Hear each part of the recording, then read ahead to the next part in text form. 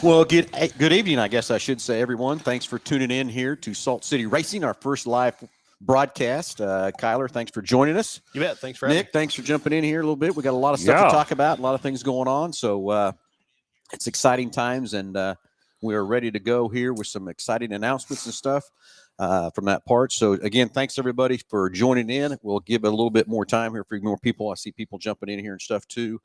To talk about everything. We will have a chat line up if you want to answer any chats that we might need to talk to you about or whatever from that part for questions you might have. So, again, let's get things kicked off here. Salt City Racing first podcast. We're going to make this probably a weekly show at Wednesday at 6 o'clock.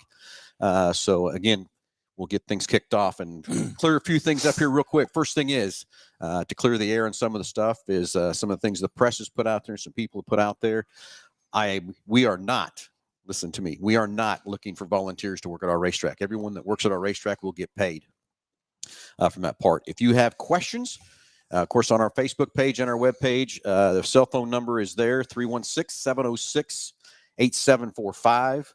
And an email is info@saltcityracingllc.com is our email. So you can put some questions out there or call at any time from that part and leave a message where we can call you back too. From that start. If you're looking to come to work at the racetrack, on the webpage, there is an employment tab that you can click on to fill out an application that will come directly to us, and we can get a hold of you and see what positions. We got a lot of positions filled. Thank you, Kyler. You bet. For bringing most of the Dodge City crew with you.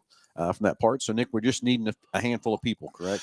We are. We're needing about 3 or 4 good people to kind of police the pit area and the fence next to the racetrack. Just checking for pit passes, making sure everybody is participating correctly, and then we should be good to go. And we'll get into that too. We're going to show you where we're going to pit and that kind of thing too. But I also want everybody to understand we want to keep everybody safe. We went through with the insurance company and got everything approved, all that kind of stuff to make sure we dotted our I's, crossed our T's, and not forgetting everything else from that part too. Next thing is we're going to have some rules put out there, and we are trying to get as many racers to race that can. We're going to have some transition rules to come up with, and we're going to show you here in a few little bit on some classes to get as many racers as we can. I know there's been some talk about how all these racers fought for the track and they don't get a race. Well, we're going to figure out a way to get everybody to race. I promise you that too. You'll see that on the schedule as we get going, the classes and stuff, and what we're going to do from that part too. So next thing is I need you all to fill those stands. We need to prove this fair board they were wrong of tearing down this racetrack, and we need to prove to them this is the best thing we can do. We got to get this first year under our belt to show the fair. I've got to go back and show them all the numbers and stuff to show them what we did, how many people were in the stands, how many cars were there, all that kind of stuff, how many pit passes we did, and show them this is a bona fide good racetrack that we can build on for years to come. So all of you need to come and support this racetrack. If you are a fan, bring a couple friends with you. If you're a racer, make sure you got your race car in there and bring your pit crew with you, whatever from that part to help us keep this track. And let's make sure that when I go back and report in October to the fair board, here we go. We're going to sign another 3-year contract, and then we got all kinds of exciting plans and things to do. I know everybody's asking about the racetrack surface and stuff. I'm going to tell you that I've hired the gentleman that put on the dirt at Bristol. He is going to be coming. Mike is going to be coming in the middle of March to help start working on the track and prepping the track. So I've hired, I think, the best in the country to come help us to get us a great racing surface. So racers, it might take us a few races for it's a perfect racetrack, but we're going to make sure that we do the best we can. Got a lot of things working on equipment and stuff too from that part. But I think Mike will get us a great racing surface. He's done it at Bristol. He's done it all over the country. And I've talked to him many, many times already. He's excited to come and get things prepped and started. So it'll be fun, right, guys? Yeah, 100%. But, to add to Phil's point, we really want to get the fair board to look at this at the end of the year and say, hey, this was a great move here, and we want them to give us more dates for next year, so give us more opportunity to run different things and different classes and different bring in some different bigger sanctioning bodies and stuff like that. So if we can really get through 2024 and prove to that point that that is good for the Kansas State Fairgrounds, then we'll definitely have a lot more opportunity going forward. Yeah. So for this year, yes, it's going to stay a half mile. We can't spend the money or anything on I don't know if we're going to get several years behind that. We'll reevaluate of moving it to a 3/8 track. I will be talking to Mike when he's here to see what it does take to move that thing to a 3/8 from that part. And I need to hear from the racers. I need to know what you want, what you think would be better for you. I've got all kinds of people coming at me already of too shorten it. A lot of people want to keep it, that kind of thing, but we need to weigh our odds of what's going to be the best way for us to for the racing surface and bring the round of cars and everything else too. So from that part. So yes, we'll be using a full-bore My Race Pass. It's already out there live. You can check out what we've got out there on My Race Pass. Of course, the webpage is live, Saltcity Racing LLC, and of course, Facebook page and that sort of thing too. So I would ask you right now, we are broadcasting this on all of the channels we have. I would like for you all to go over to Salt City and like that Facebook page. The YouTube page will be coming on our next site. We didn't quite have the YouTube page ready, but get over there and like the Saltcity Racing page so you can keep up to date on everything we're going to do. We'll be posting there quite a bit on changes, weather changes, that kind of thing. But jump over there on My Race Pass and on Salt City on that, and we can have the updates and everything for you on Salt City Racing. So please jump over there and like that page and so you can keep up to date from that part. Next thing on my list is Racing Dirt. We'll be filming the races for all the races that we have, except the big race in July. So Flo will be doing that race there too. So, gentlemen, what else? Are we ready to start throwing some stuff out there? Yeah, let's do it. Let's do it. Okay. Yeah. Then I hit it too many times. There we go. Okay, so there's our lovely logo, of course. And here is our schedule. So, Nick, you want to take it away a little bit? Yeah, absolutely. So, grand opening will be Friday, April the 26th. We're going to have the URSS sprint cars here. And then we made a change to our class structure, and we removed the sport compacts from our schedule. A few reasons why we did that. That's a big racetrack, and we were just really just kind of the equipment and or just, the car and, how hard it would kind of be on those cars. I feel like, don't you agree, Kyler? It's kind of why we did it. It is a big racetrack, a big half mile. That's something maybe we could bring back next year when we start, if we can cut it down. Yeah, definitely. If we can cut the racetrack down, definitely we're going to have them. But so. And I'm going to say, I'm going to butt in here a little bit, Nick. Everybody, I want you also to know these dates were not picked by us. These dates were given to us as the only dates we had available to race from the fair because of all the other scheduled dates they have. So I want you to understand that this first year's been a little tough on scheduling and things and putting the dates in here we need to have to do this. I also want you to understand that this is not our dates we got to pick. Hopefully we get this going for next year. We'll be able to pick these dates and have some better dates and things like that from that standpoint. 100%. Too. Okay. But, A-Mod, Northern IMCA Sport Mod, IMCA Stock Car, IMCA Hobby Stock. We're going to run those run those 4 classes at all of our regular races. Excuse me. So April 26th, our grand opening URSS sprint cars. Basically repeat of the same show on May the 24th. Also with the URSS sprints. Friday, June 21st will be first of 2 nights for the High Plains, or the first of 2 nights for the season for the High Plains Late Model Series and our 4 weekly IMCA classes. Friday, July the 19th and Saturday, July the 20th. Friday, we're going to run a complete show with the URSS sprint cars and our IMCA classes. And Saturday, July 20th, the USAC Silver Crown Series will run their 100-lap race, and we will add some classes in there too. Either we may take some classes off of Friday and put them on Saturday or something, but we're still kind of trying to determine that with USAC and everybody else as to what we can run there. Also kind of need to get a feel for the racetrack and how the racetrack's going to respond to a lot of racing to just make sure, because we really want to run 100 laps with the Silver Crown cars that night. August 3rd, we'll bring the High Plains Late Model Series back, and again, our 4 IMCA classes. And then Friday, September 20th, will be the last night for track and IMCA points, where we will have a URSS Sprint Car Series race and the final points night for our 4 IMCA classes. So then we get on to October and November, and guys, it could be 70 or 7 outside. So, and really what happened here is the fair board is making us pay half of our fee if we have a rain out. I asked to have those 2 dates excluded from the rain out clause to where I wouldn't have to pay it because of weather. If it's snowing or doing whatever, they would not do that for me. So that's why that is on the schedule still as TBA. We might get those dates. We might not get those dates. I would love, like this year, we could have raced in December. Yeah. If there's a date available in December and the weather's still good, I want to race in December too. So We could be racing in February earlier on. We could have raced. We could have raced yesterday.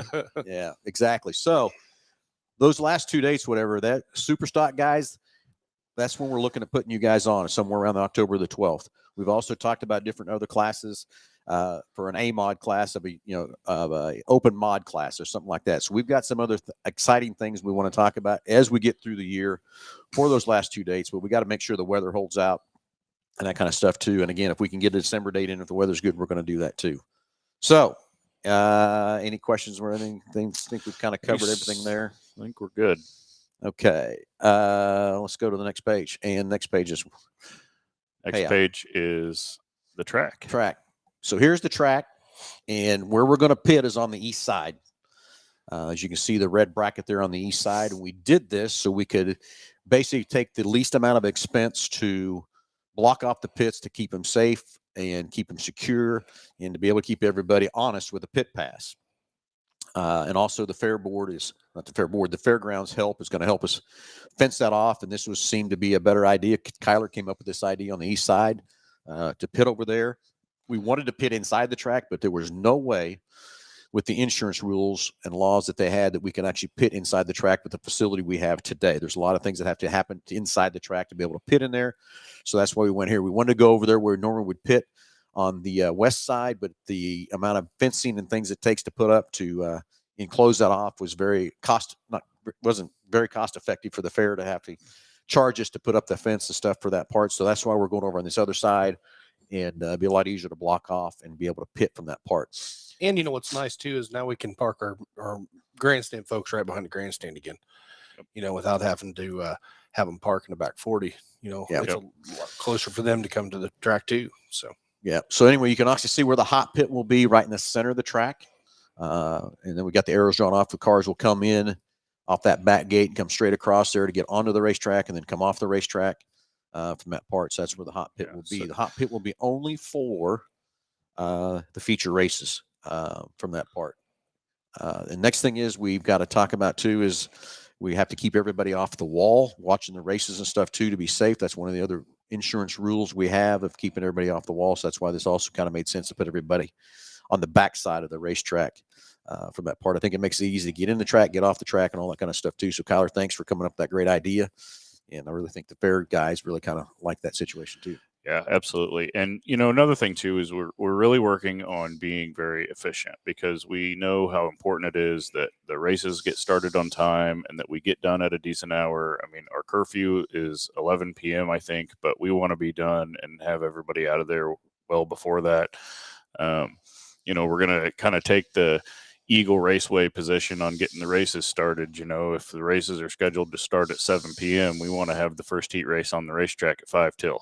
Yeah, you know, that's right. You want to do, you know, get everything, you know, get all the pre-race stuff out of the way and go. And as you can see right here, there's this concrete road right here on the south end of the racetrack. And that is where the heat races are going to line up and the features are going to line up to go out onto the racetrack. So in heat race time, what we're going to do is we're going to send the first heat race of the night out, and they're going to go on the racetrack and race. And then at the same time, we're going to send the second heat race out, and they're going to stage in this area right here.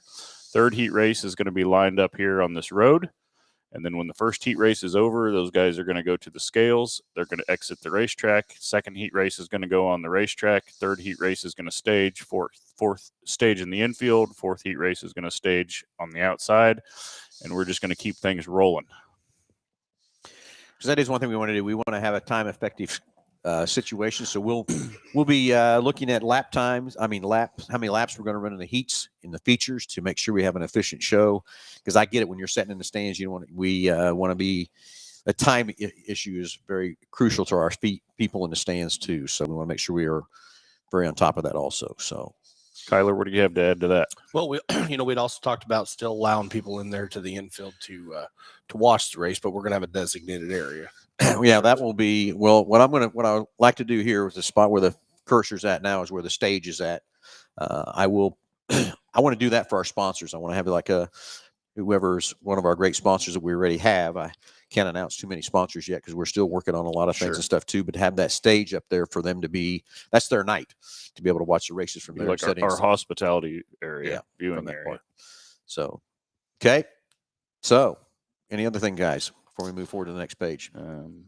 Just kind of wanted to clear up some of the hot pit right here. So we'll have this blocked off with the K rail so that if a car does exit the racetrack to the infield, it can't get into that area. So crew members and stuff will be inside that hot pit area, and then the cars will be able to pull up to the hot pit and get serviced if need be.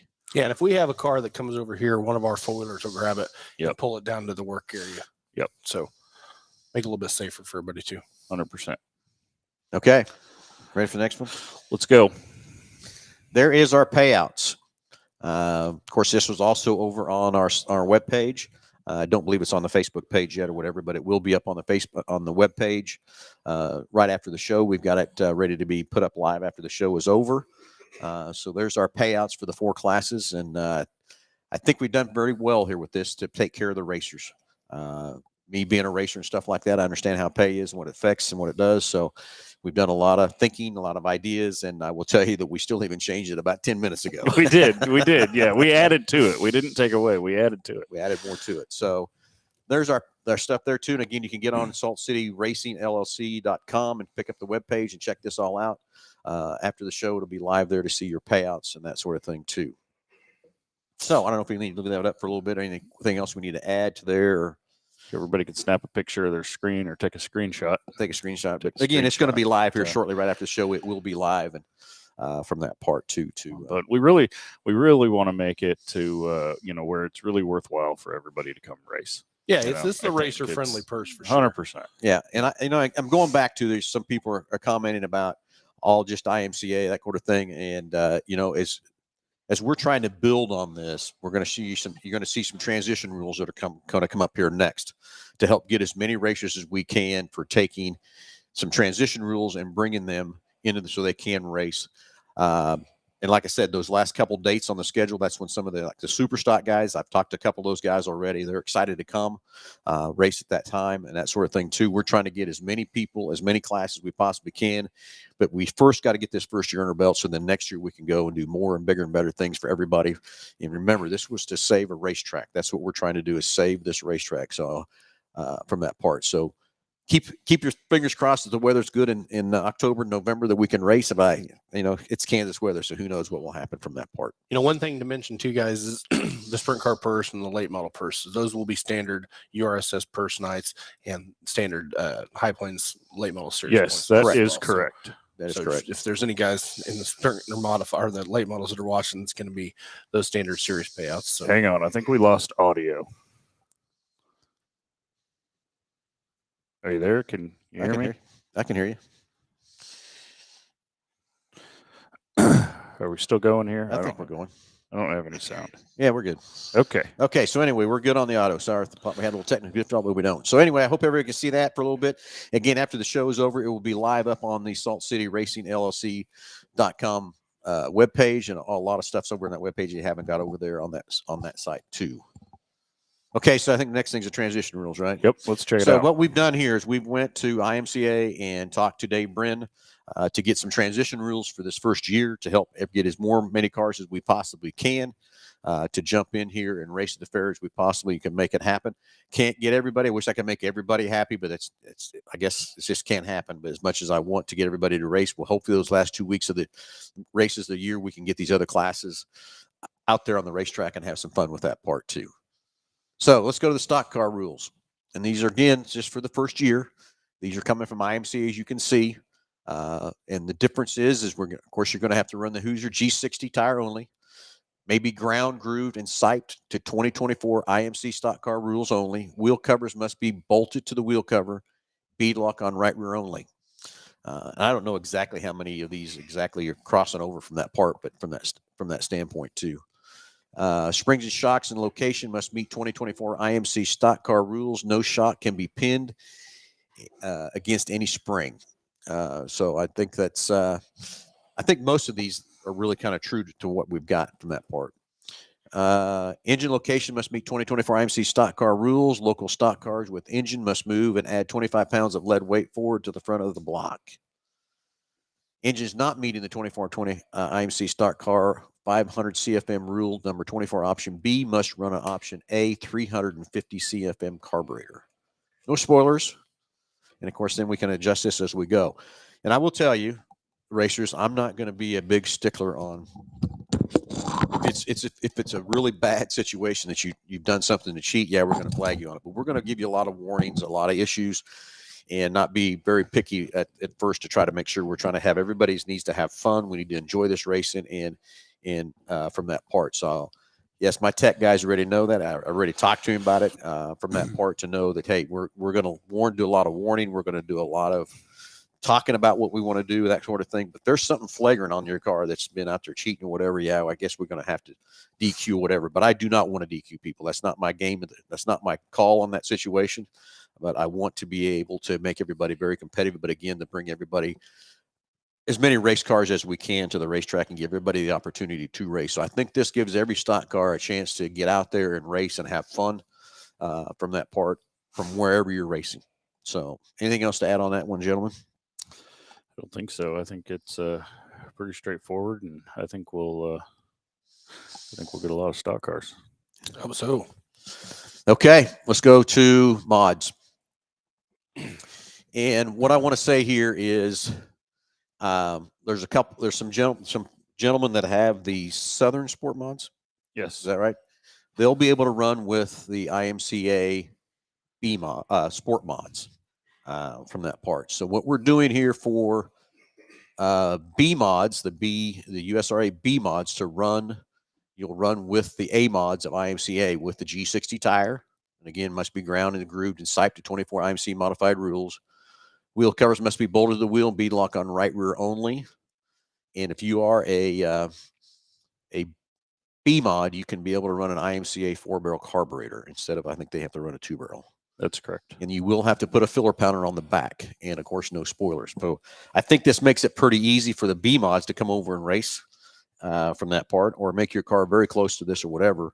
I've talked to several of you racers out there too. Again, I don't want to get sticklers on exactly that has to be these rules. I want to make sure we're all trying to get to the same place and be fair and even from that part. And I think this transition rule here does help get that to that situation. So if you've got questions on any of this stuff, again, this is going to be live up on the webpage. You can look at it a little later, or give us a call or email us or whatever. Or if you want to come by the dealership and talk to us about some situations, what you're thinking or whatever, we got plenty of time to still discuss and go and move forward. We want to get this stuff out of here as much as we can to be ready so the racers can get their cars ready and that sort of thing too.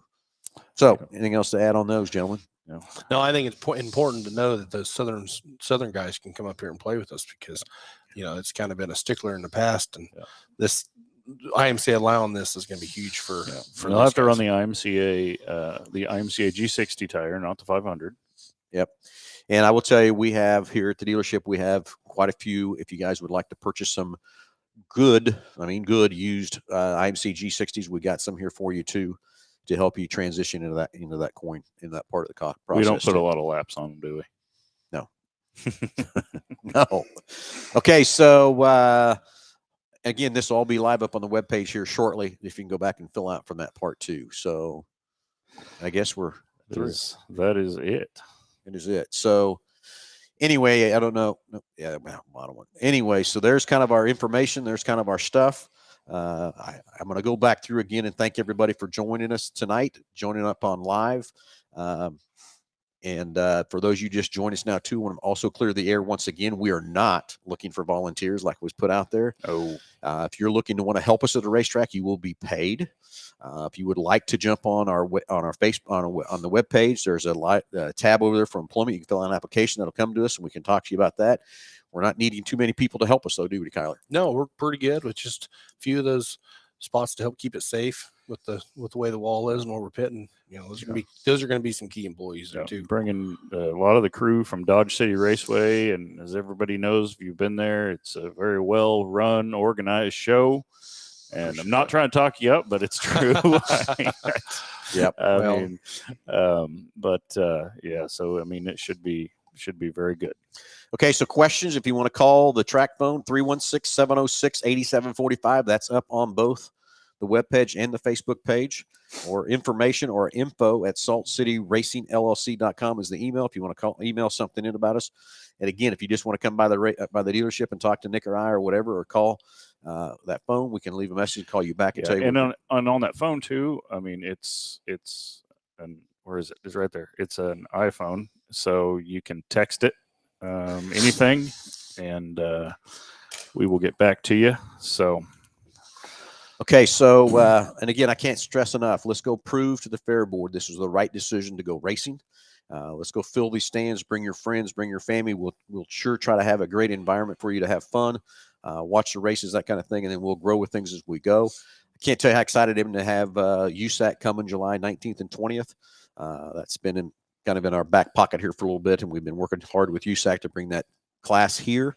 I think it's going to be fun. They will qualify on Friday night, so we'll get a taste of that, kind of see how they do, and then race them on Saturday for that 100-lapper. And Tommy has said he's coming early in the week, or 10 days early, to help prep that track to make sure. If I need to bring Mike back in at that time too, I will, so we can make sure we got that track prep so we can hold 100 laps. That's right. That's a lot of laps. That's a lot of laps. Sprint but car. Mike's gonna work on that thing and kind of reshape some of the dirt a little bit, and it's gonna be a pretty good racing surface, I think, right off the bat. I think. So, and he feels positive about. He does feel very positive, and that's what's good. He wouldn't want to come out and put his name to something that he don't feel positive about. So there's positives there.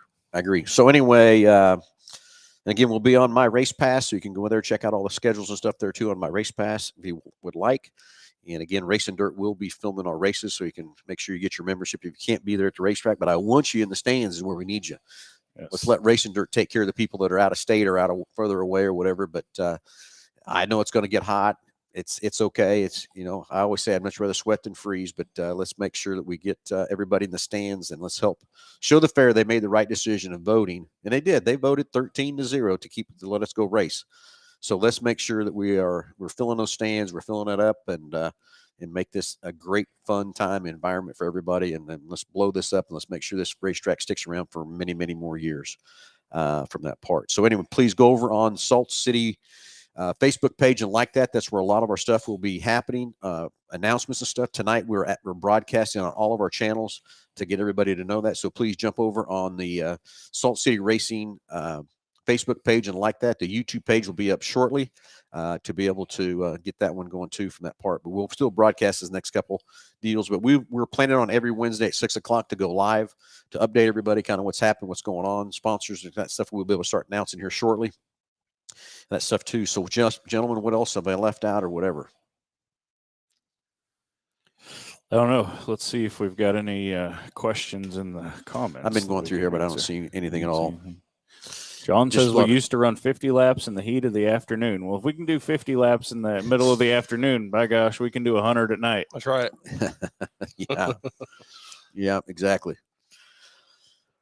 So yeah, Bo, will there be a catwalk or stands to watch from the pits? We're going to have to figure that out. What I thought a lot of guys could do was get on top of their trailers or whatever for the heats, or just going to have to jump on a four-wheeler, jump on, come around to the stands or whatever for that part too. We get things kind of figured out. But this pitting on the east side is the best thing we can do for a cost-effective, for having the fair help us build the fences and all that stuff to be secure. Kyler came up with this idea, and I think it's a great idea where we're going to pit. So I think that's great too on that part too. What else, gentlemen? I think we've pretty well covered it. I think so too. Kyler? Just time to get here and do it. Time to go to work. Can't wait. So we'll be over there in the middle of March helping get the track prepped. Mike will be here in town for that, and we're working on the wall situation. I think they're going to start pouring some walls next week. Some panels, I should say, to get up the – and really right now there's only just a couple panels that we really need to replace to make it secure and safe to go racing. So that's another exciting thing too. From that part. It's a good question that was just put on there. Do us USRA guys have to purchase an IMCA license? So the answer is yes. You will have to purchase an IMCA license. And I will tell you, buying a license from that part's around $100. But for you racers that I didn't know that till this year, started digging into insurance, that also gives you $100,000 worth of medical coverage that I did not know that come with that license. So it's a big payoff to pay $100 to make sure you got yourself covered for insurance and stuff too. And I didn't, like I said, I didn't realize that until we started digging into these insurance rules and laws and everything we had to abide by to get insurance to cover us at the track. But that is one thing about the IMCA license. You get $100,000 worth of medical. Pretty cool. Yes, Pretty it is cool. very cool. That's really important. Okay. Any other questions, anything whatsoever? Nothing? I'm good. I'm good if you're good. I'm good. Everybody, thanks for watching. Thanks for tuning in. Get over on Salt City Racing Facebook page and get that like so you can get up to date. We will still we'll post on these channels as we go forward for the next couple of weeks, but every Wednesday night at 6 o'clock, we're going to come live, try to keep you updated on everything we can and possibly do for this racing. But please, let's go fill those stands. Let's show the fair board they made the right decision from that part. And let's go, I guess the best thing to say, let's go racing. Let's go. Everybody, thanks a lot. We'll talk to you next Wednesday at 6 o'clock. Everybody, thank you. Kyler, thank you. Nick, thank you. One thing I can say, it's going to be fun. You know, I guess I got to spit the last thing. If you're not first, you're last. You're last. Right. Everybody, have a great evening, and we'll talk to you next Wednesday, 6 o'clock.